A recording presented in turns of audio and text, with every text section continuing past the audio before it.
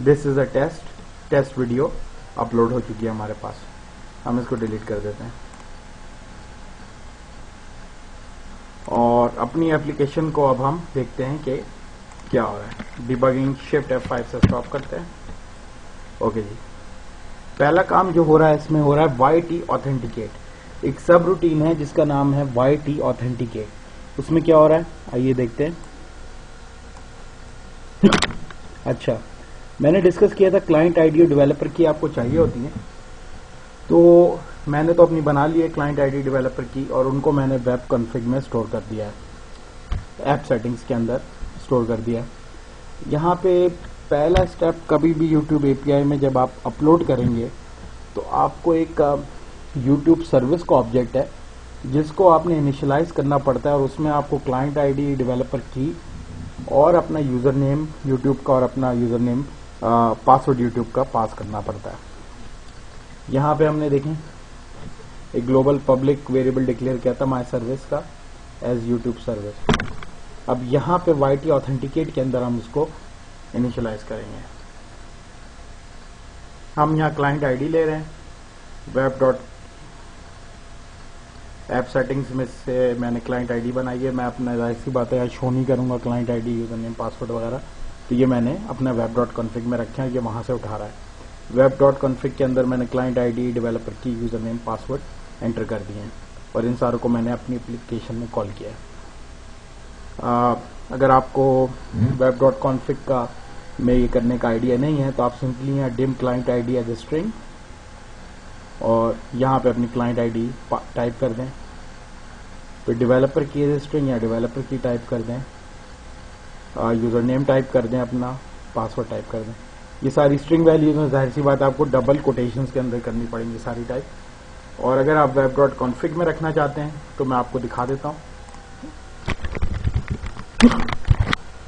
Web dot config के अंदर एक सेक्शन होता है जिसको हम कहते हैं ऐप सेटिंग्स का। ये सिस्टम डॉट ऐप सेटिंग्स का सेक्शन होगा। उस ऐप सेटिंग्स के सेक्शन के अंदर आप ऐड करेंगे add name is equal to add key is equal to client ID. अब यहाँ पे आप की ऐड कर रहे हैं, कुछ भी लिख सकते हैं आप, इसको माई क्लाइंट आईडी कर दें या सिर्फ CID कर दें, जो भी आप करें, और वैल्यू जो आपकी क्लाइंट आईडी गूगल ने बना के दी है। इसी तरह आप सारी वैल्यूज ऐड करते चले जाएं तो आपकी ऐप सेटिंग्स बन जाएंगी। अच्छा, ऑथेंटिकेशन में फिर हमने माई सर्विस में असाइन किया new YouTube service my channel. ये एक ऐसी एप्लीकेशन का नाम दे दिया मैंने, ये जरूरी नहीं है कि आप एग्जिस्ट करती हो, कुछ भी आप दे दें या माई चैनल दे दें, कुछ भी दे दें। और उसको पास किया क्लाइंट आईडी और डेवलपर की, और फिर माई service dot set user credentials, my user name और माई पासवर्ड। हो कह रहा है कि पहले एक यूट्यूब सर्विस का ऑब्जेक्ट बना जिसमें कि क्लाइंट आईडी और डेवलपर की और एप्लीकेशन नेम पास हुए। वो पास करने के बाद जब ऑब्जेक्ट बन गया न्यू के कीवर्ड से, तो फिर आपने अपना यूजर क्रेडेंशियल सेट करने हैं, यानी कि जो आपका यूजर नेम पासवर्ड जो भी है यूट्यूब का वो यहाँ सेट करना है। ये प्रोसेस जब हो जाएगा, पास हो जाएगा, तो आपकी एप्लीकेशन पूरी तरीके से तैयार होगी यूट्यूब की API से इंटीग्रेट होने के लिए। अच्छा, फिर हमने एक यूट्यूब एंट्री की क्लास है उसको इंस्टेंशिएट किया। अच्छा, अब यूट्यूब एंट्री के अंदर आप क्या करेंगे कि जितनी भी आपकी चीजें हैं, कीवर्ड्स हैं, टाइटल है, डिस्क्रिप्शन है, ये सारे इस यूट्यूब एंट्री के ऑब्जेक्ट में स्टोर होंगे। तो होगा क्या कि जब मैंने यूट्यूब ऑब्जेक्ट बनाया ऑफ टाइप यूट्यूब एंट्री के लिए, तो YouTube object dot media is equal to new media group, और उसके बाद YouTube object dot media dot title is equal to new media title text box 1 dot text.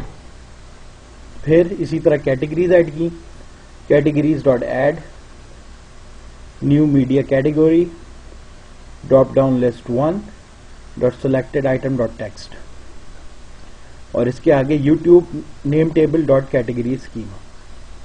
ये एक fixed है, इसको चेंज नहीं कर सकते, ये इसी तरीके से है।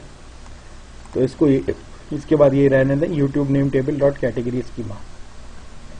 इसके बाद हमने मीडिया में कीवर्ड्स ऐड किए, YouTube media keywords, new media keywords, text box 3 dot text, description add किया, यूट्यूब ऑब्जेक्ट प्राइवेट फॉल्स कर दिया, सब लोग देख सकें इसको, पब्लिक व्यूएबल हो। उसके बाद dim token as form upload token is equal to my service dot form upload YouTube object, और फिर सेशन में हमने form upload URL token dot URL और form upload token token dot token और response dot redirect uploader dot ASP. आइए जरा code में source में देखें क्या हो रहा है।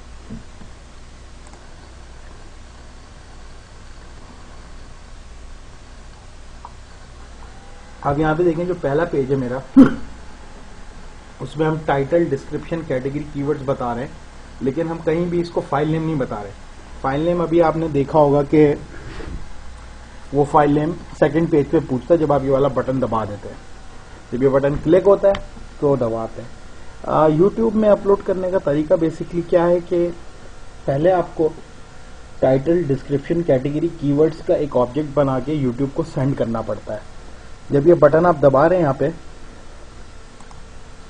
तो अब ये देखिए यहाँ पे ये माई सर्विस डॉट फॉर्म अपलोड जो का जो मेथड है, ये सारी डिटेल्स यानी कि टाइटल, डिस्क्रिप्शन, कीवर्ड्स और कैटेगरी सर्वर पे सेंड हो रही हैं। ओके, और सर्वर से आपको एक टोकन आ रहा है, ऑथेंटिकेशन टोकन। अब उस टोकन को हम यूज करते हुए अगले पेज पे यूज करेंगे और अपनी वीडियो अपलोड करेंगे।